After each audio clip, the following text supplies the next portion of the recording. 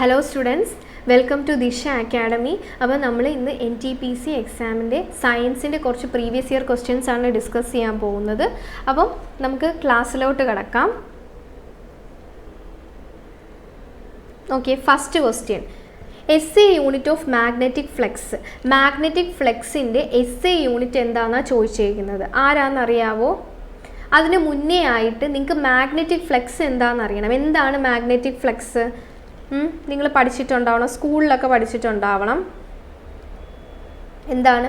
ഞാൻ ഒരു മാഗ്നറ്റ് എടുക്കുവാണ്, നോർത്ത് പോള് സൗത്ത് പോള്. മാഗ്നറ്റിന് ചുറ്റുമായിട്ട് എന്തുണ്ടാവും?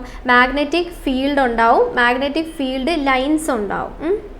അപ്പം ഞാൻ കുറച്ച് ലൈൻസ് വരയ്ക്കുവാണ്.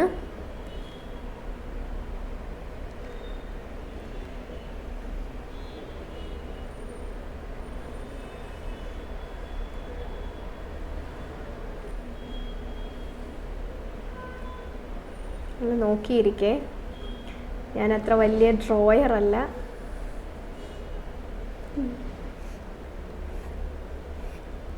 ഓക്കെ, ഇതെന്തുവാണ്? മാഗ്നറ്റിക് ലൈൻസ് ആണ് ഞാൻ വരച്ചേക്കുന്നത്. ഓക്കെ, അപ്പം ഇവിടെ ഞാൻ ഒരു കാർഡ്ബോർഡ് കൊണ്ട് വയ്ക്കുവാണ്. ദാ ഇവിടെയായിട്ട് ഞാനൊരു കാർഡ്ബോർഡ് കൊണ്ട് വയ്ക്കുവാണേ. ഇപ്പം നോക്കിയേ, ഈ കാർഡ്ബോർഡിൽ കൂടെ എത്ര ലൈൻസ് പാസ് ചെയ്ത് പോകുന്നുണ്ട്? എത്ര ലൈൻസ് പാസ് ചെയ്ത് പോകുന്നു? നോക്കിയേ, 1 2 3. അപ്പോൾ 3 ലൈൻസാണ് പാസ് ചെയ്ത് പോകുന്നത്. അപ്പോൾ മാഗ്നറ്റിക് ഫ്ലെക്സ് നമുക്ക് 3 പറയാം. അപ്പോൾ എന്താണ് മാഗ്നറ്റിക് ഫ്ലെക്സ് കൊണ്ട് ഉദ്ദേശിക്കുന്നത്?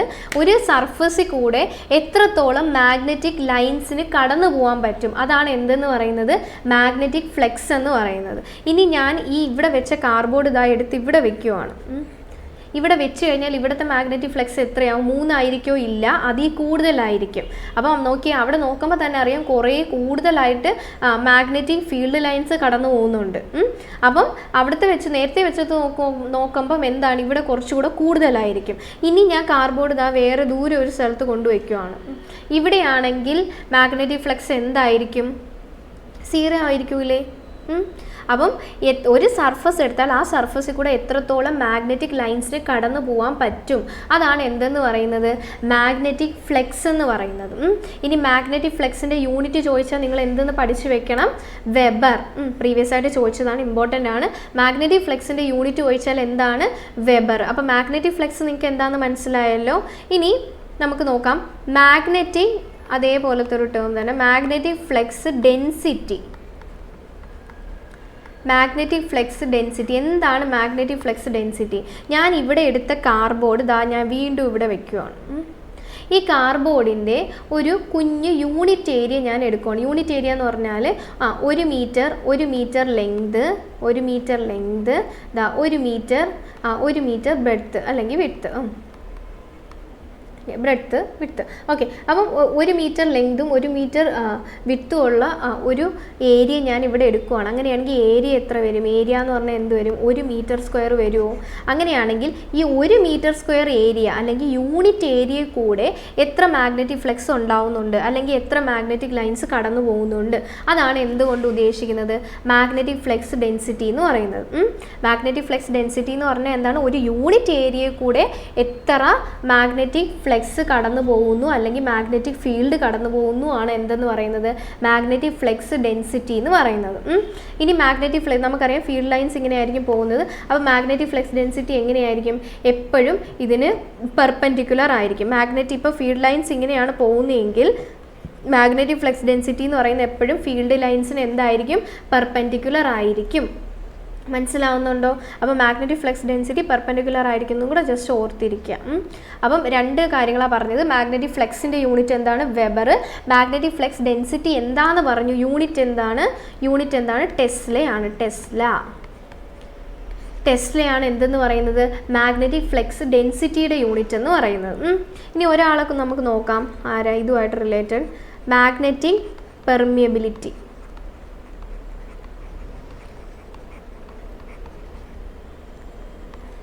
എന്താണ് മാഗ്നറ്റിക് പെർമിയബിലിറ്റി എന്ന് പറയുന്നത്? എന്താണ് മാഗ്നറ്റിക് പെർമിയബിലിറ്റി? നമുക്കറിയാം നമ്മുടെ വീട്ടിലൊക്കെ രണ്ട് തരത്തിലുള്ള പ്ലേറ്റുകളുണ്ട്. ഒന്ന് തറയിലിട്ടാൽ പൊട്ടുന്ന പ്ലേറ്റ്, അതിന് സെറാമിക് പ്ലേറ്റ്. പിന്നെ ഒന്ന് ഏതാണ്, നമ്മൾ സാധാ പാത്രം, സ്റ്റീൽ പാത്രമുണ്ട്. അപ്പം ഈ സെറാമിക് പ്ലേറ്റിൽ മുകളിലായിട്ട് നമ്മൾ ഒരു സേഫ്റ്റി പിന്ന് വെച്ചെന്ന് വെച്ചോ.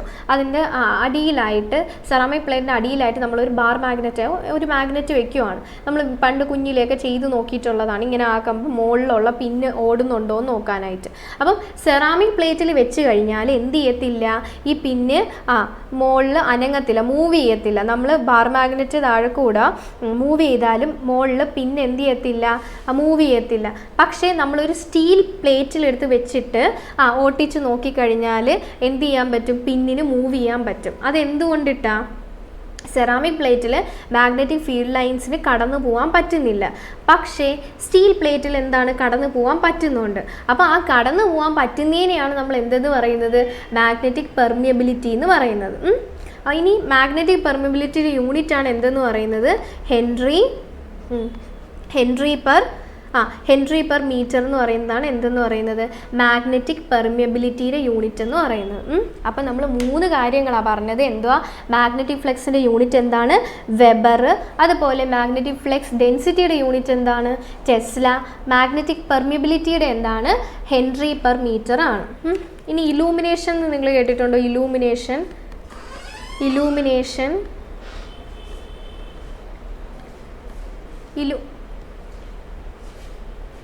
ഇലൂമിനേഷൻ എന്ന് പറഞ്ഞാൽ എന്താണ്? ഒരു സർഫസ് എടുത്തു കഴിഞ്ഞാൽ ആ സർഫസിൽ കൂടെ എത്രത്തോളം ലൈറ്റ് കടന്നു പോകുന്നുണ്ട്, എന്ന് പറയുന്നതാണ് എന്തെന്ന് പറയുന്നത്, ഇലൂമിനേഷൻ എന്ന് പറയുന്നത്. ഇനി ഇലൂമിനേഷൻ്റെ യൂണിറ്റ് എന്താണെന്നറിയാവോ? പ്രീവിയസ് ആയിട്ട് ചോദിച്ചിട്ടുള്ളതാണ്. എന്താണ്? ലക്സ് ആണ് എന്തെന്ന് പറയുന്നത്, ഇലൂമിനേഷൻ്റെ യൂണിറ്റ് എന്ന് പറയുന്നത്. ഇനി ലൈറ്റ്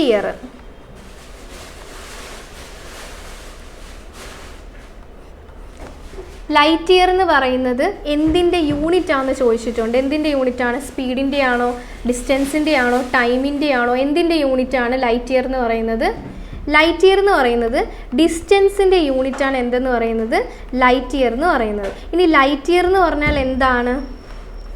ലൈറ്റ് ഇയർ എന്ന് പറഞ്ഞാൽ ഒരു വർഷം കൊണ്ട് ലൈറ്റ് എത്ര ഡിസ്റ്റൻസ് ട്രാവൽ ചെയ്യുന്നുണ്ട്, അതാണ് എന്തെന്ന് പറയുന്നത്, ലൈറ്റ് ഇയർ എന്ന് പറയുന്നത്. ഇനി ഒരു ലൈറ്റ് ഇയറിൻ്റെ വാല്യൂ എത്രയാണ്? ഒരു ലൈറ്റ് ഇയർ എടുത്തു കഴിഞ്ഞാൽ അതിൻ്റെ വാല്യൂ എത്രയാണ്? വാല്യൂ അറിയാവോ? 9.461 × 10⁻12 കിലോമീറ്റർ ആണ് എന്തെന്ന് പറയുന്നത്, ഒരു ലൈറ്റ് ഇയറിൻ്റെ വാല്യൂ എന്ന് പറയുന്നത്. അപ്പോൾ ഓക്കെ ആണോ? അപ്പം ലൈറ്റ് ഇയർ എന്ന് പറയുന്ന ഡിസ്റ്റൻസിൻ്റെ യൂണിറ്റ് ആണ്. ഡിസ്റ്റൻസ് എന്ന് പറയുമ്പോൾ എത്രയാണ്? ഒരു ലൈറ്റ് ഇയർ എന്ന് പറയുന്നത് 9.461 × 10⁻12 കിലോമീറ്റർ ആണ് എന്തെന്ന് പറയുന്നത്, ഒരു ലൈറ്റ് ഇയർ എന്ന് പറയുന്നത്. അപ്പം ഈ കാര്യങ്ങളെല്ലാം നിങ്ങൾ നോട്ട് ചെയ്ത് പഠിക്കുക. നമുക്ക് അടുത്ത ക്വസ്റ്റ്യനിലോട്ട് പോവാം. നോക്കിയേ, the rate of change of momentum of an object is proportional to applied unbalanced force in the direction of the force, and this rule is known as, ഇത് ഏത് റൂളാണ്? ന്യൂട്ടൺ നമുക്കറിയാം. മൂന്ന് ലോസ് കൊണ്ടുവന്നിട്ടുണ്ട്. 3 കൊണ്ടുവന്നത് ന്യൂട്ടനാണ്. First law, second law, third law എന്ന് പറഞ്ഞിട്ട്.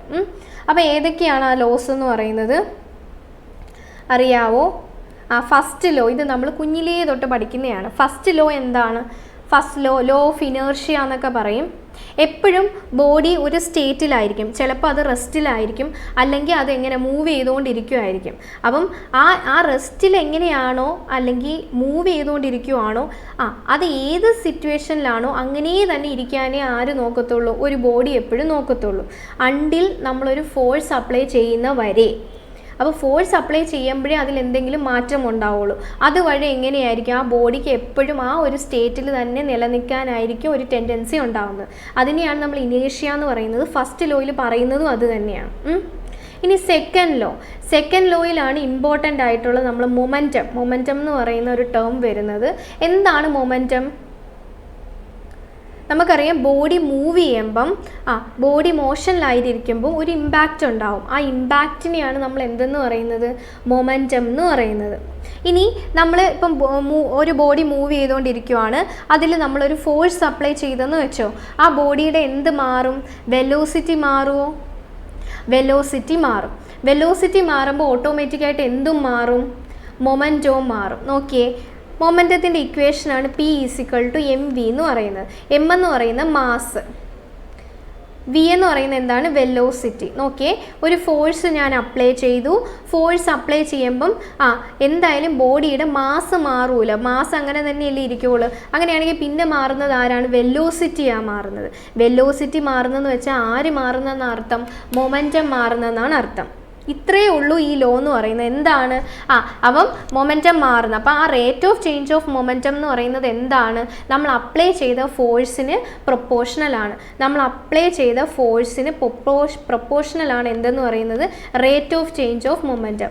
ഈ ഇക്വേഷനിൽ നിന്നും ഡിറൈവ് ആയി വരുന്നതാണ് എന്തെന്ന്, F = ma എന്ന് പറയുന്നത്.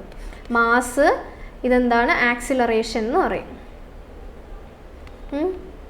ആക്സിലറേഷൻ എന്ന് പറയും. അപ്പോൾ ഇത് ഏത് ലോയാണ്, ന്യൂട്ടൺസ് സെക്കൻഡ് ലോ ആണ് ഏത് വരുന്നത്, മൊമെൻറ്റം വരുന്നത്. അല്ലെങ്കിൽ മൊമെൻറ്റം കൺസർവേഷനെ പറ്റി പറയുന്നത് ഏത് ലോയിലാണ്, ന്യൂട്ടൻ്റെ രണ്ടാമത്തെ ലോയിലാണ്. ന്യൂട്ടൺസ് തേർഡ് ലോ എന്ന് പറയുമ്പോൾ എന്താണ്, തേർഡ് ലോയിൽ നിങ്ങൾക്ക് എപ്പോഴും അറിയാം, എല്ലാവർക്കും അറിയാം, every action as an equal and opposite reaction. അത്രയേ ഉള്ളൂ തേർഡ് ലോ എന്ന് പറയുന്നത്. സെക്കൻഡ് ലോ ഇമ്പോർട്ടൻ്റ് ആണ്, F = ma.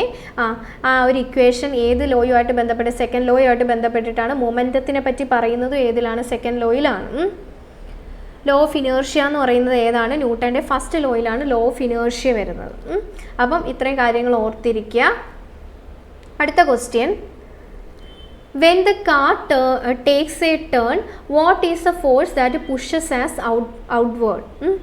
ഇപ്പം നമ്മൾ ഒരു ടേൺ എന്ന് പറയുമ്പം ഒരു റോഡ്, ഒരു വളവ്, ഇവിടെ ഒരു വണ്ടി പൊക്കോണ്ടിരിക്കുകയാണ്. അപ്പോൾ ഇതിലൊരാളുണ്ടെന്ന് വെച്ചോ, ആ ആളിനെ ഔട്ട്വേർഡ് എന്ന് വെച്ചാൽ സെൻറ്ററിലോട്ട് ഒരു ഫോഴ്സ് ഉണ്ട്, പുറത്തോട്ടും ഒരു ഫോഴ്സ് ഉണ്ട്. ഈ പുറത്തോട്ടുള്ള ഫോഴ്സ് ഏതാണെന്നാണ് ചോദിച്ചേക്കുന്നത്.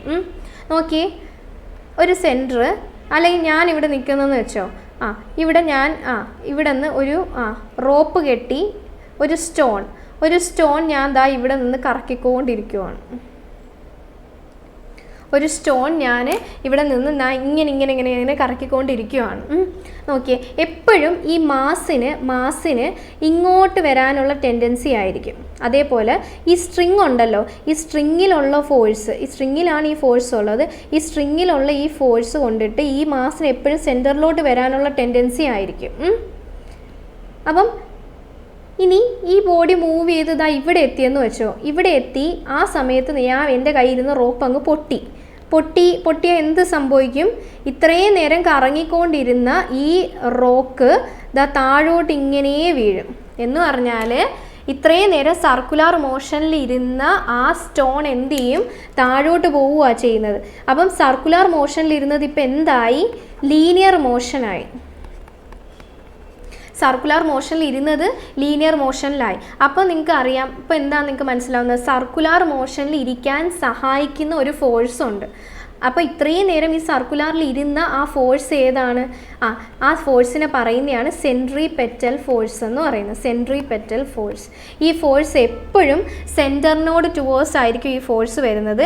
ഈ ഫോഴ്സ് ഉണ്ടോണ്ടാണ് ഈ ഒബ്ജക്റ്റിന് എന്ത് ചെയ്യാൻ പറ്റുന്നത്, ആ സർക്കുലറായിട്ട് കറങ്ങിക്കൊണ്ടിരിക്കാൻ പറ്റുന്നത്. ഈ സ്ട്രിങ് എപ്പോൾ പൊട്ടുന്നോ ആ ഫോഴ്സ് അവിടെ നിൽക്കും, പിന്നെ അത് എന്ത് ചെയ്യാൻ പറ്റത്തില്ല, സർക്കുലറായിട്ട് മൂവ് ചെയ്യാൻ പറ്റത്തില്ല, അത് നേരെ താഴോട്ട് പോകും. പിന്നെ ലീനിയർ മോഷൻ ആയിരിക്കും നടക്കുന്നത്. അപ്പം സർക്കുലർ മോഷൻ അല്ലെങ്കിൽ യൂണിഫോം സർക്കുലർ മോഷന് സഹായിക്കുന്ന ഫോഴ്സ് ഏതാണ്, സെൻട്രിപെറ്റൽ ഫോഴ്സ് ആണ്. ഇനി ഇതിലോട്ട് വരാം. നോക്കിയേ, ഒരു വണ്ടി പോകുന്നു. ഇവിടെ നമുക്കറിയാം, ഇവിടെ ഫ്രിക്ഷൻ നിങ്ങൾ കേട്ടിട്ടുണ്ടോ? എന്താണ് ഫ്രിക്ഷൻ ഉണ്ടാവുന്നത്, നമ്മൾ ഇപ്പം ഒരു വണ്ടി പോവുകയാണ്, നമ്മൾ ബ്രേക്ക് പിടിക്കുമ്പോൾ വണ്ടി നിൽക്കുന്നത് എന്തുകൊണ്ടിട്ടാണ്, ടയറും അതേപോലെ റോഡിൻ്റെ ഇടയിലുമുള്ള ഫ്രിക്ഷൻ കൊണ്ടിട്ടാണ്, അല്ലെങ്കിൽ ഫ്രിക്ഷണൽ ഫോഴ്സ് കൊണ്ടിട്ടാണ് എന്ത് സംഭവിക്കുന്നത്, നമ്മൾ ബ്രേക്ക് പിടിക്കുമ്പോൾ വണ്ടി നിൽക്കുന്നത്. അതേപോലെ ഇപ്പോൾ നോക്കിയേ, ഇതിൽ കൂടെ ഒരു ടേൺ എടുക്കുവാണെങ്കിൽ ഈ ഫ്രിക്ഷൻ കൊണ്ടിട്ട് ഈ സെൻറ്ററിലോട്ട് ഒരു ഫോഴ്സ് ഉണ്ടാവും. അത് നമ്മളിപ്പോൾ പറഞ്ഞ ഫോഴ്സ് തന്നെയാണ് എന്തെന്ന് പറയുന്നത്, സെൻട്രിപെറ്റൽ ഫോഴ്സ് എന്ന് പറയും. Centripetal force.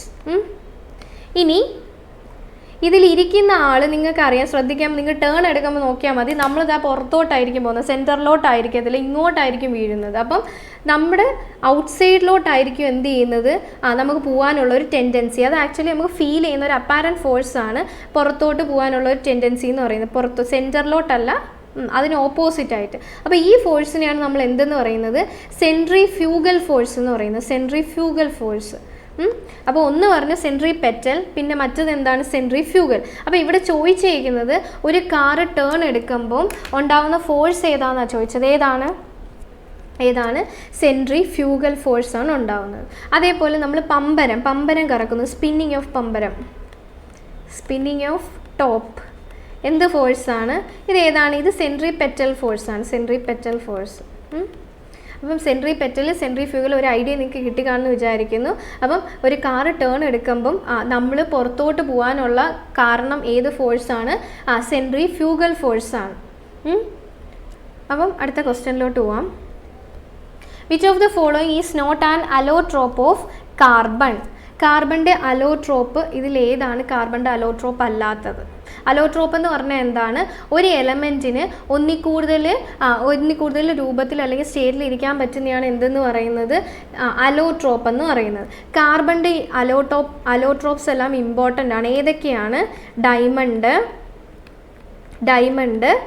ഗ്രാഫൈറ്റ്, ഗ്രാഫീൻ, പിന്നെ ഇമ്പോർട്ടൻ്റ് ആയിട്ടുള്ള ഒരാളാണ് ഏതെന്ന് പറയുന്നത്? ഫുള്ളറൻസ്.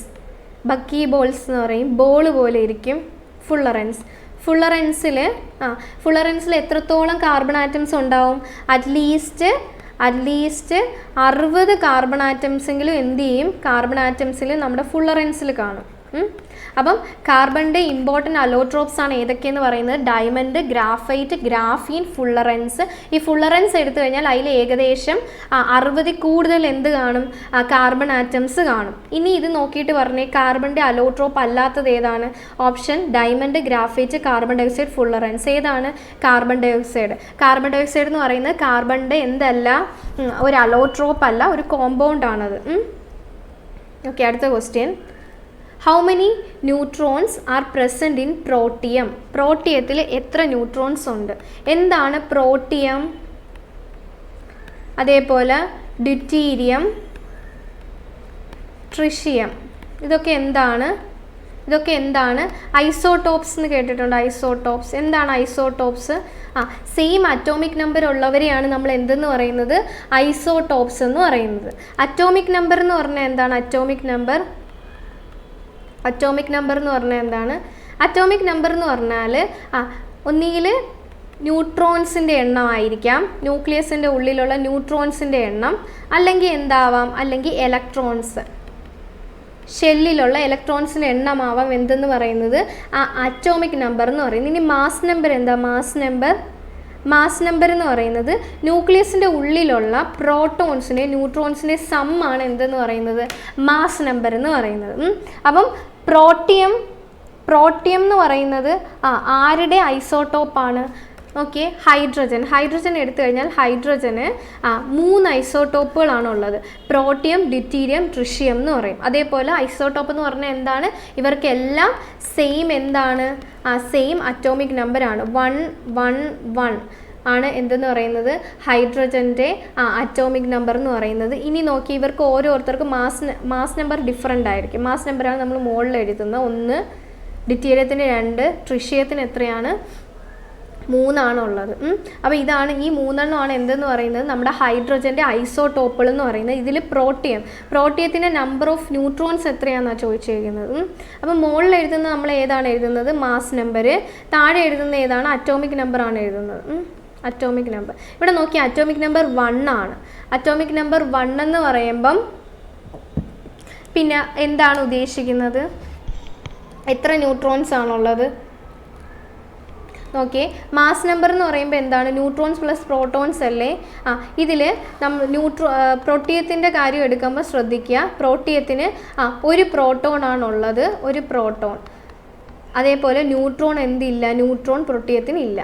അപ്പോൾ ന്യൂട്രോൺ എത്രയാണ്? 0. അപ്പോൾ ശ്രദ്ധിക്കുക, how many neutrons in protium എന്ന് ചോദിച്ചാൽ എത്രയാണ്?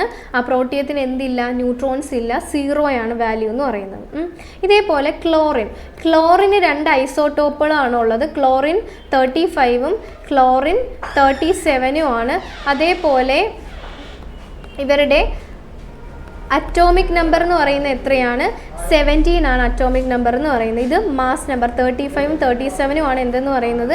ഇവരുടെ മാസ് നമ്പർ എന്ന് പറയുന്നത്. അറ്റോമിക് നമ്പർ എത്രയാണ്? 17. രണ്ടുപേർക്കും ഇവരുടെ അറ്റോമിക് നമ്പർ സെയിം ആണ്, പക്ഷേ എന്താണ്? മാസ് നമ്പർ ഡിഫറെൻ്റ് ആണ്. ഇത് രണ്ടും എന്താണ്? ക്ലോറിൻ്റെ ഐസോട്ടോപ്പുകളാണ്. ഇത് രണ്ടും എന്ന് പറയുന്നത്. ഇനി ഈ 35-75% ആയിട്ടാണ് കാണപ്പെടുന്നതെങ്കിൽ ഇതെത്രയാണ്? 35, ബാക്കി 25% എന്തായിട്ടാണ് കാണപ്പെടുന്നത്? ക്ലോറിൻ 37 ആയിട്ടാണ് കാണപ്പെടുന്നത്. എന്ന് പറഞ്ഞാൽ 3:1 റേഷ്യോയിലാണ് എപ്പോഴും എന്ത് കാണപ്പെടുന്നത്? ക്ലോറിൻ്റെ ഐസോട്ടോപ്പുകൾ. എന്ന് പറഞ്ഞാൽ 75% ആൾക്കാരും ക്ലോറിൻ 35ഉം മറ്റത് എന്താണ്? ക്ലോറിൻ 37ഉം ആയിട്ടാണ് കാണപ്പെടുന്നത്. അപ്പം ഹൈഡ്രജനെ പറ്റിയും ക്ലോറിനെ പറ്റിയും ഓർത്തിരിക്കുക. ഇനി നോക്കി, ഗ്ലൂക്കോസ് എടുത്തു കഴിഞ്ഞാൽ ഗ്ലൂക്കോസിൽ എത്ര കാർബൺ ആറ്റംസ് ആണുള്ളത്? ഗ്ലൂക്കോസിൻ്റെ മോളിക്കുലർ ഫോമുല എങ്ങനെയാണ്? C6H12O6 ആണ്. ഇതിൽ എത്ര കാർബൺ ആറ്റംസ് ആണുള്ളത്? 6 കാർബൺ ആറ്റംസ് ആണ് എന്തുള്ളത്? ഗ്ലൂക്കോസിൻ്റെ അകത്തുള്ളത്. ഇനി സൂക്രോസ് എന്താണ്? സൂക്രോസിനെയാണ് എന്ത്? ടേബിൾ ഷുഗർ എന്ന് പറയുന്നത്. Table sugar. ഇതിൻ്റെ എങ്ങനെയാണ് കെമിക്കൽ ഫോമുല എന്ന് പറയുന്നത്? C12H22O11. ഇതിൽ എത്ര കാർബൺ ആറ്റംസ് ഉണ്ട്? കാർബൺ 12 കാർബൺ ആറ്റംസ് ആണ് ഉള്ളത്. അപ്പോൾ ഗ്ലൂക്കോസിൽ എത്രയാണ്? 6. ഇതാണ് ക്വസ്റ്റ്യൻ എന്ന് പറയുന്നത്. അപ്പോൾ ഗ്ലൂക്കോസിൽ എത്ര കാർബൺ ആറ്റംസ് ഉണ്ടെന്ന് വെച്ചാൽ എത്രയാണ്? 6 കാർബൺ ആറ്റംസ് ആണ് ഉള്ളത്. അടുത്ത ക്വസ്റ്റ്യൻ നോക്കിയേ. Rusting of iron is A common example of ഏത്? ഫിസിക്കൽ ചേഞ്ച് ആണോ കെമിക്കൽ ചേഞ്ച് ആണോ? ജസ്റ്റ് നോക്കി ഏതായിരിക്കും? അയൺ ചേഞ്ച് ചെയ്ത് എന്താ? റെസ്റ്റിംഗ് സമയത്ത് അയൺ ചേഞ്ച് ചെയ്തിട്ട് എന്താവുന്നുണ്ട്? ഫെറിക് ഓക്സൈഡ് ആവുന്നുണ്ട്, Fe2O3 ആവുന്നുണ്ട്. എന്ന് വെച്ചാൽ ഒരു കോമ്പൗണ്ട് അല്ലെങ്കിൽ ഒരു സംഭവം മാറിയിട്ട് വേറൊരു കോമ്പൗണ്ടായിട്ട് മാറിയേക്കുമാണ് ചെയ്തേക്കുന്നത്. അതിനെയാണ് നമ്മൾ എന്തെന്ന് പറയുന്നത്? കെമിക്കൽ ചേഞ്ച് എന്ന് പറയുന്നത്. ഫിസിക്കൽ ചേഞ്ച് എന്ന് പറഞ്ഞാൽ എന്താണ്? ഇപ്പം മെൽറ്റിംഗ് ഓഫ് ഐസ് മെൽറ്റായി എന്താവുകയാണ്? വാട്ടർ ആവുകയാണ്. ഇതിൽ പ്രത്യേകിച്ച് അവർക്ക് എന്ത് സംഭവിക്കുന്നില്ല, ഒരു കോമ്പൗണ്ട് മാറി വേറൊരു കോമ്പൗണ്ട് ആവുന്നില്ല, അവരുടെ സൈസും ഷേപ്പും മാത്രം ജസ്റ്റ് മാറുന്നതേ ഉള്ളൂ. അങ്ങനെ ഫിസിക്കൽ ചേഞ്ച് ഉണ്ടാവുന്നതാണ് എന്തെന്ന് പറയുന്നത്? അങ്ങനത്തെ കുറച്ച് ഇപ്പോൾ സൈസോ ഷേപ്പോ സ്ട്രക്ചറോ ഒക്കെ മാറുന്നതാണ് എന്തെന്ന് പറയുന്നത്? ഫിസിക്കൽ ചേഞ്ച് എന്ന് പറയുന്നത്. കെമിക്കൽ ചേഞ്ച് എന്ന് പറയുന്നത് എന്താണ്? ഒരു കോമ്പൗണ്ട് മൊത്തത്തിൽ മാറി വേറൊരു കോമ്പൗണ്ടായി മാറുകയാണ്. കെമിക്കൽ ചേഞ്ചിന് ഇമ്പോർട്ടൻറ്റ് എക്സാമ്പിളാണ് റസ്റ്റിംഗ് ഓഫ് അയൺ. അതേപോലെ ഡൈജഷൻ ഓഫ് ഫുഡ് ഡൈജസ്റ്റ് ആയി കഴിഞ്ഞാൽ വേറൊരു സംഭവമല്ലേ ആവുന്നത്. അപ്പം ഇങ്ങനത്തെ കുറച്ച് എക്സാമ്പിൾസ്. അതേപോലെ മിൽക്ക് കൺവേർട്ട് ചെയ്തിട്ട് മിൽക്കിൽ നിന്ന് കേർഡ് ഫോം ചെയ്തു. ഈ കേർഡിന് തിരിച്ച് മിൽക്ക് ആവാൻ പറ്റത്തില്ല. ഇപ്പം വാട്ടർ ആയിക്കഴിഞ്ഞാൽ വാട്ടറിന് വീണ്ടും ഐസ് ആവാൻ പറ്റും, പക്ഷേ കേർഡിന് വീണ്ടും എന്ത് ചെയ്യാൻ പറ്റത്തില്ല? മിൽക്ക് ആവാൻ പറ്റത്തില്ല. അപ്പോൾ ഇതെല്ലാം എന്താണ്? കെമിക്കൽ ചേഞ്ചസ് ആണ്. അപ്പം ഫുഡിൻ്റെ ഡൈജഷൻ, മിൽക്ക് കേർഡ് ആവുന്നത്, അതേപോലെ ബേണിങ് ഓഫ് വുഡ് ബേൺ ആവുകയാണെന്ന് വെച്ചോ. വുഡ് കത്തിച്ച് പിന്നെ കരിപ്പൊടി ആവുകയല്ലേ ചെയ്യുന്നത്, അത് വീണ്ടും വുഡ് ആവാൻ പറ്റുമോ? ഇല്ല. അപ്പോൾ ഒരു സംഭവം മാറി വേറൊന്നാവുകയാണ്, അതിന് തിരിച്ച് വീണ്ടും പഴയ പോലെ ആവാൻ പറ്റത്തില്ല. അതാണ് എന്തെന്ന് പറയുന്നത്? കെമിക്കൽ ചേഞ്ച് എന്ന് പറയുന്നത്. നോക്കി അടുത്ത question. Parenchyma and collenchyma are the types of എന്ത് ടിഷ്യൂ ആണെന്നാണ് ചോദിച്ചിരിക്കുന്നത്. Parenchyma, collenchyma. നമുക്കറിയാം പ്ലാന്റ് ടിഷ്യൂ ആണെന്ന് നിങ്ങൾ അറിയണം. ക്വസ്റ്റ്യൻ കാണുമ്പോഴേ പ്ലാന്റ് ടിഷ്യൂ ആണ്. പ്ലാന്റ് ടിഷ്യൂ മെയിൻലി 2 ടൈപ്പാണുള്ളത്. ഒന്നെന്ന് പറയുന്നത് എന്താണ്? മെരിസ്റ്റമാറ്റിക്, മറ്റത് എന്താണ്? പെർമനൻറ്റും ആണ്. മെരിസ്റ്റമാറ്റിക് ടിഷ്യൂ എന്ന് പറഞ്ഞാൽ ഡിവൈഡിങ് കേപ്പബിലിറ്റി ഉള്ളവരാണ് മെരിസ്റ്റമാറ്റിക് ടിഷ്യൂ. പെർമനൻറ്റ് ടിഷ്യൂ എന്ന് പറഞ്ഞാൽ എന്താണ്? അവർക്ക് ഡിവൈഡ് ഒന്നും ചെയ്യാൻ പറ്റത്തില്ല, അവർക്ക് അങ്ങനെ ഇരിക്കാൻ പറ്റുള്ളൂ, അവർ വേറെ ഫങ്ഷൻസ് ആണ് അവർക്കുള്ളത്. ഇനി മെരിസ്റ്റമാറ്റിക് ടിഷ്യൂസ് നമുക്കറിയാം, മെരിസ്റ്റമാറ്റിക് ടിഷ്യൂ കൊണ്ടിട്ടാണ് ഒരു പ്ലാന്റിന് പൊക്കം വെക്കാനും അവർക്ക് വണ്ണം വെക്കാനും എന്ന് വെച്ചാൽ അവരുടെ ഗ്രിത്ത് വെക്കാനൊക്കെ സഹായിക്കുന്ന ടിഷ്യൂ ഏതാണ്? മെരിസ്റ്റമാറ്റിക് ടിഷ്യൂ ആണ്. ഈ മെരിസ്റ്റമാറ്റിക് ടിഷ്യൂവിനെ വീണ്ടും ക്ലാസിഫൈ ചെയ്തിട്ടുണ്ട്. എന്ത് അടിസ്ഥാനത്തിലാണ്? അവരെവിടേക്കാണ് കാണപ്പെടുന്നത്? ഇപ്പം പ്ലാന്റിൻ്റെ ടിപ്പിലാണെങ്കിൽ നമ്മൾ എന്താ പറയുന്നത്? എപ്പിക്കൽ മെരിസ്റ്റം എന്നാണ് പറയുന്നത്. Epical meristem. ഇനി മെച്ചുർ ആയിട്ടുള്ള ടിഷ്യൂസിൻ്റെ ഇടയിലാണ് കാണപ്പെടുന്നതെങ്കിൽ നമ്മൾ എന്ത് പറയും? ഇന്റർകാലറി മെരിസ്റ്റം എന്ന് പറയും. ഇനി രണ്ട് വശങ്ങളിലായിട്ട് കാണപ്പെടുവാണെങ്കിൽ നമ്മൾ പറയുന്നത് എന്താണ്? Lateral meristem. ലാറ്ററൽ മെരിസ്റ്റം എന്ന് വെച്ചാൽ ലാറ്ററൽ സൈഡുകളിൽ കാണപ്പെടുന്നതാണ് ലാറ്ററൽ മെരിസ്റ്റം. ലാറ്ററൽ മെരിസ്റ്റമാണ് എന്തിനു സഹായിക്കുന്നത്? വിഡ്ത്ത് വയ്ക്കാൻ അല്ലെങ്കിൽ ഗ്രിഡ്ത്ത് വയ്ക്കാനായിട്ട്, വണ്ണം വയ്ക്കാൻ വേണ്ടി സഹായിക്കുന്നത് ആരാണ്? ലാറ്ററൽ മെരിസ്റ്റമാണ്. അതേപോലെ ലെങ്ത് വയ്ക്കാൻ, പൊക്കം വയ്ക്കാൻ വേണ്ടി സഹായിക്കുന്ന രണ്ട് പേരാണ് ആരെന്ന് പറയുന്നത്? എപ്പിക്കൽ മെരിസ്റ്റവും ഇന്റർകാലറി മെരിസ്റ്റവും എന്ന് പറയുന്നത്. ലെങ്ത്, ഈ ലെങ്ത് വെക്കുന്നതിനെയാണ് നമ്മൾ എന്തെന്ന് പറയുന്നത്? പ്രൈമറി ഗ്രോത്ത് എന്ന് പറയുന്നത്. Primary growth. ഇനി ഗ്രിഡ്ത്ത് വെക്കുന്നതിനെയാണ് നമ്മൾ എന്തെന്ന് പറയുന്നത്? സെക്കൻഡറി ഗ്രോത്ത് എന്ന് പറയുന്നത്. ആദ്യം പൊക്കം വയ്ക്കുക, പിന്നെ എന്ത് ചെയ്യുക? വണ്ണം വയ്ക്കുക. അപ്പോൾ പ്രൈമറി ഗ്രോത്ത്, സെക്കൻഡറി ഗ്രോത്ത്. ഇനി നോക്കിയേ, പെർമനൻറ്റ് ടിഷ്യൂവിൽ സിമ്പിളും ഉണ്ട്, കോംപ്ലക്സും ഉണ്ട്. സിമ്പിൾ എന്ന് പറഞ്ഞാൽ എന്താണ്? സിമ്പിൾ എന്ന് പറഞ്ഞാൽ അവരുടെ എല്ലാ സെൽസും ഒരുപോലെ ആയിരിക്കും ഇരിക്കുന്നത്. കോംപ്ലക്സ് എന്ന് പറയുന്നത് ഓരോ സെൽസും പല ടൈപ്പിലായിരിക്കും ഇരിക്കുന്നത്. ഈ സിമ്പിളിൽ വരുന്നതാണ് ആരെന്ന് പറയുന്നത്? പാരൻ കൈമ, കോളൻ കൈമ, സ്ക്ലീറൻ കൈമ. ഓക്കെ അല്ലേ? ഇനി കോംപ്ലക്സിൽ വരുന്നതാണ് xylem phloem. Xylem phloem. Xylem എന്ത് ചെയ്യുന്നു? സൈലമാണ് അബ്സോർബ് ചെയ്ത വാട്ടർ മിനറൽസും പ്ലാന്റിൻ്റെ എല്ലാ പാർട്ടിലും കൊണ്ടെത്തിക്കുന്നത്. ഫ്ലോയമാണ് എന്ത് ചെയ്യുന്നത്? ഉണ്ടാക്കിയ ഫുഡ് ലീഫിൽ പ്രിപ്പയർ ചെയ്യും. ആ പ്രിപ്പയർ ചെയ്ത ഫുഡ് എല്ലാ പാർട്ടിലും കൊണ്ടെത്തിക്കുന്നത് ആരാണ്? ഫ്ലോയം ആണ്. ഇനി ക്വസ്റ്റ്യൻ നോക്കിയേ, പാരൻ കൈമയും കോളൻ കൈമയും are dash type of tissues ആണ്. ഏതാണ്? നോക്കിയേ, പെർമനൻറ്റിലെ സിമ്പിൾ പെർമനൻറ്റ് ടിഷ്യൂ ആണ് ആരെന്ന് പറയുന്നത്? പാരൻ കൈമയും കോളൻ കൈമയെന്ന് പറയുന്നത്. അടുത്ത ക്വസ്റ്റ്യൻ നോക്കിയേ, jelly like substance between nucleus and cell membrane ഏതാണെന്നാണ് ചോദിച്ചേക്കുന്നത്. ഏതാണ്? ഇതെന്താണ്? ഇത് ന്യൂക്ലിയർ മെംബ്രെയിൻ.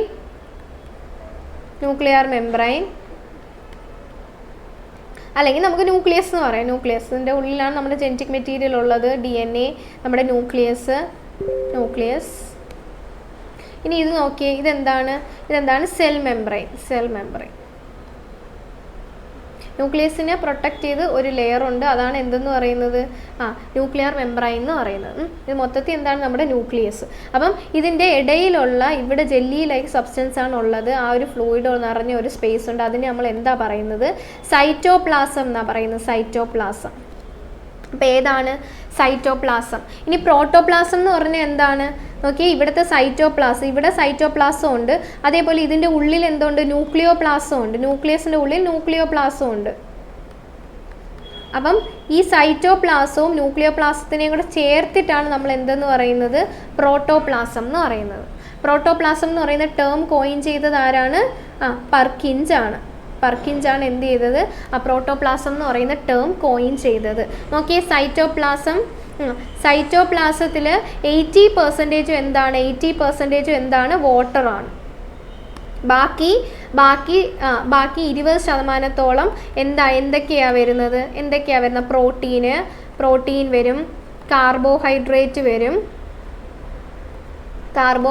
വരും, ഫാറ്റ് വരും, അതേപോലെ കുറച്ച് ഇനോർഗാനിക് സോൾട്ട് വരും. അപ്പം 80% ഏറ്റവും കൂടുതലും ആ സെല്ലിൻ്റെ ഉള്ളിൽ ഏറ്റവും കൂടുതൽ കണ്ടൻറ്റ് എന്താണ്?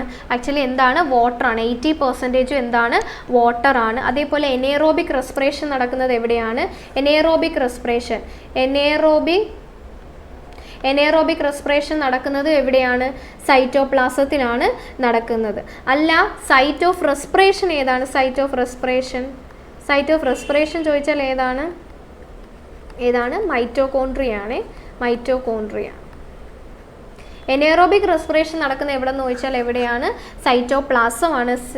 പക്ഷേ സൈറ്റ് ആണ്, സെല്ലല്ല, സൈറ്റ്. സൈറ്റ് ഓഫ് റെസ്പിറേഷൻ എന്ന് ചോദിച്ചാൽ എന്താണ്? മൈറ്റോകോൺട്രിയാണ്. മൈറ്റോകോൺട്രിയലാണ് സൈറ്റ് ഓഫ് റെസ്പിറേഷൻ്റെ ഒരു ഇനിഷ്യൽ സ്റ്റെപ്പ് മാത്രം എവിടെ നടക്കുന്നത്? സൈറ്റോപ്ലാസത്തിൽ. ബാക്കിയുള്ള സ്റ്റെപ്പുകളെല്ലാം നടക്കുന്നത് എവിടെയാണ്? മൈറ്റോകോൺട്രിയയിലാണ് നടക്കുന്നത്. അതുകൊണ്ട് സൈറ്റ് ഓഫ് റെസ്പിറേഷൻ എന്ന് ചോദിച്ചാൽ മൈറ്റോകോൺട്രിയാണ് ആൻസർ. എനേറോബിക് റെസ്പിറേഷൻ എവിടെയെന്ന് വെച്ചാൽ ഓക്സിജൻ്റെ പ്രസൻസ് ഇല്ലാതെ നടക്കുന്നത്, ഓക്സിജൻ്റെ ആബ്സെൻസിൽ നടക്കുന്ന റെസ്പിറേഷനെയാണ് നമ്മൾ എന്തെന്ന് പറയുന്നത്? എനേറോബിക് റെസ്പിറേഷൻ എന്ന് പറയുന്നത്. അത് നടക്കുന്നത് എവിടെയാണ്? സൈറ്റോപ്ലാസത്തിലാണ്. വാക്യൂൾസ് എന്തിനു വേണ്ടിയിട്ടാണ്?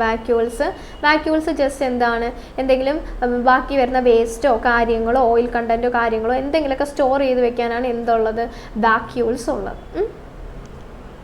അപ്പോൾ അടുത്ത question, okay, which of the following acid does our stomach produce that helps in digestion? സ്റ്റൊമക്കിലുള്ള ആസിഡ് ഏതെന്നാണ് ചോദിച്ചത്. ഇമ്പോർട്ടൻ്റ് ആണ്. സ്റ്റൊമക്കിലുള്ള ആസിഡ് ഏതാണ്? HCl. എന്താണ്? ഹൈഡ്രോക്ലോറിക് ആസിഡ് ആണ്. ഹൈഡ്രോക്ലോറിക് ആസിഡാണ് സ്റ്റൊമക്കിൽ ഉണ്ടാവുന്നത്. ഹൈഡ്രോക്ലോറിക് ആസിഡ് സെക്രീറ്റ് ചെയ്യുന്ന സെൽസ് ഏതാണ്? ഏതാണ്? പരൈറ്റൽ സെൽസ് ആണ്. പരൈറ്റൽ സെൽസ് അല്ലെങ്കിൽ ഓക്സിയൻറ്റിക് സെൽസ് എന്ന് പറയും.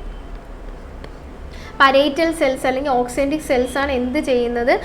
സ്റ്റൊമക്കിലുള്ള ഈ ഓക്സിയൻറ്റിക് സെൽസ് അല്ലെങ്കിൽ പരൈറ്റൽ സെൽസ് ആണ് എന്ത് ചെയ്യുന്നത്?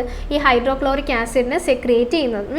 ഈ ഹൈഡ്രോക്ലോറിക് ആസിഡ് കൊണ്ടിട്ട് നമ്മുടെ സ്റ്റൊമക്കിൻ്റെ ലെയറിന് ഒന്നും സംഭവിക്കാതിരിക്കാൻ വേണ്ടി കുറച്ച് സെൽസ് ഉണ്ട്. അത് മ്യൂക്കസ് സെൽസ് ആണ്. ആ മ്യൂക്കസ് സെൽസ് എന്ത് സെക്രിയേറ്റ് ചെയ്യും? മ്യൂക്കസ് സെക്രിയേറ്റ് ചെയ്യും. ആ മ്യൂക്കസ് സെക്രിയേറ്റ് ചെയ്തിട്ട് നമ്മുടെ സ്റ്റൊമക്കിൻ്റെ വാളിൽ ഈ ആസിഡ് കൊണ്ടിട്ട് ഒരു പ്രശ്നവും വരാതിരിക്കാൻ കുറച്ച് ലൂബ്രിക്കേഷനൊക്കെ കൊടുത്ത് ആര് സഹായിക്കും? മ്യൂക്കസ് സെൽസ് സഹായിക്കും. അതേപോലെ നമ്മുടെ സ്റ്റൊമക്കിൽ ഇമ്പോർട്ടൻ്റ് ഒരു എൻസൈമാണ് ഏതെന്ന് പറയുന്നത്? പെപ്സിൻ എന്ന് പറയുന്നത്. പെപ്സിൻ എന്തിനാണ് സഹായിക്കുന്നത്? പെപ്സിൻ പ്രോട്ടീൻ കൺവെർഷനാണ് സഹായിക്കുന്നത്. Protein conversion. അതേപോലെ ഒരു എൻസൈമും കൂടെ ഉണ്ട്, റെനിൻ. Renin mainly കുട്ടികളിലാണ്. കുട്ടികളിൽ നമുക്കറിയാം ഒരു ഏജ് വരെ അവർ മിൽക്ക് മാത്രമാണ് കൺസ്യൂം ചെയ്യുന്നത്. അതിൽ ഒത്തിരി പ്രോട്ടീൻ ഉണ്ട്. ആ പ്രോട്ടീനെ കൺവെർട്ട് ചെയ്യാൻ വേണ്ടിയിട്ടാണ് ഏത് എൻസൈം സഹായിക്കുന്നത്? റെനിൻ എന്ന് പറയുന്ന എൻസൈം സഹായിക്കുന്നത്. മനസ്സിലാവുന്നുണ്ടോ?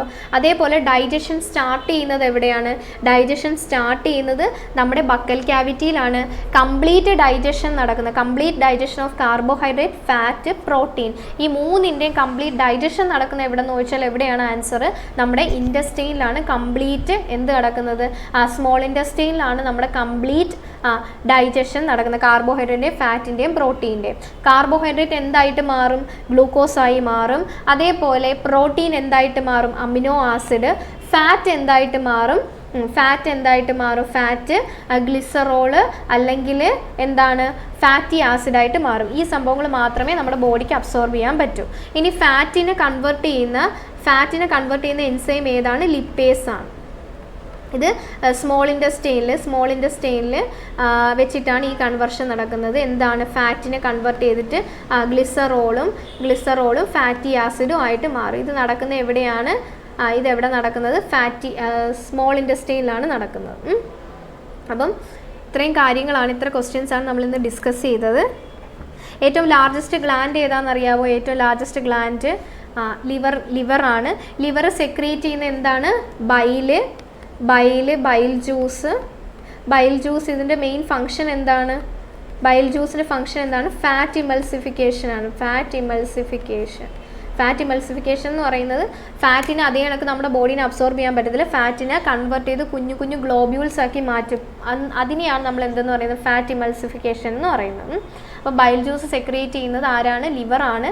ഈ ബൈൽ ജ്യൂസ് എന്തിനു സഹായിക്കുന്നുണ്ട്? നമ്മുടെ ഡൈജഷന് സഹായിക്കുന്നുണ്ട്. സെക്രിയേറ്റ് ചെയ്യുന്നത് ആരാണ്? ലിവറാണ്. ഏറ്റവും ലാർജസ്റ്റ് ഗ്ലാൻഡാണ് എന്തെന്ന് പറയുന്നത്? ലിവർ. അപ്പം ഇത്ര ക്വസ്റ്റ്യൻസ് ആണ് നമ്മളിന്ന് ഡിസ്കസ് ചെയ്യുന്നത്. അപ്പം നിങ്ങൾ ഇതിന് മുന്നേ വീഡിയോസ് ഇട്ടിട്ടുണ്ട്, അതൊക്കെ കാണുക. ഇതേക്ക് കുറച്ച് ക്വസ്റ്റ്യൻസ് നമുക്ക് ഡിസ്കസ് ചെയ്ത് പോവാം. അപ്പം ഇതുമായിട്ട് ബന്ധപ്പെട്ട കണക്റ്റഡ് ആയിട്ട് പറയുന്ന കാര്യങ്ങളും നിങ്ങൾക്ക് പ്രീവിയസ് ആയിട്ട് ചോദിച്ചിട്ടുള്ളതാണ്. അപ്പം എല്ലാം പഠിക്കുക. അപ്പം ക്ലാസ് വൈൻഡപ്പ് ചെയ്യുവാണ്. Okay, thank you.